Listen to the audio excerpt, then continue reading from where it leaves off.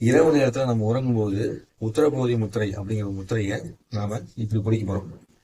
இந்த முத்திரை எப்படி பிடிக்கணும்னா, சுண்டு விரல் வந்து தொட்டிருக்கணும், ஆள்காட்டி விரல் தொட்டிருக்கணும், கட்டை விரல் தொட்டிருக்கணும். தொட்டுட்டு இந்த கட்டை விரல் பகுதியை கொண்டு வந்து நெஞ்சுக்குள்ள வைக்கணும்.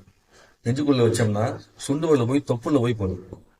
கட்டை விரல் நெஞ்சுக்குள்ள இருக்க, சுண்டு விரல் வந்து தொப்புள்ள போய் போடும். அப்படி படுத்திருக்கும் போது அப்படியே அமைதியாக இரவுல நீங்க அப்படி முத்திரையை வச்சுட்டு ஒரு 10 நிமிஷம் அப்படியே உறங்குனீங்க அப்படின்னா, போக போக என்ன ஆகும் அப்படின்னா, உங்களுக்கு உள்ள தைரியத்தை அதிகமாக கொடுக்கக்கூடியதா இருக்கும். நெகட்டிவ் எனர்ஜி எல்லாம் வந்து வெளியேற்றிட்டு பயமற்ற தன்மையை உருவாக்கும். எந்த முடிவையும் அடுத்த நாள் காலையில் எடுக்கக்கூடிய முடிவுகளை தெளிவாக எடுக்கக்கூடிய அளவுக்கு நம்மளுடைய பிரெயின்ல வந்து பாத்தீங்கன்னா சக்தி நிலைப்பாடை ஏற்படுத்தி அப்பேற்பட்ட ஒரு முத்திரை தான் இந்த முத்திரை. ஏற்கனவே உத்தரபொதி முத்திரையை நம்ம இப்படி பார்த்திருப்போம். அது இன்னொரு நிலைப்பாடு வந்து இது.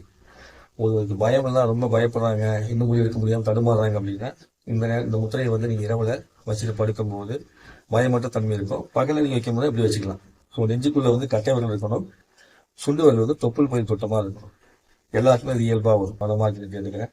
குருவே நம்ம, தந்தையே நம்ம. இருக்கும். நன்றி, வணக்கம்.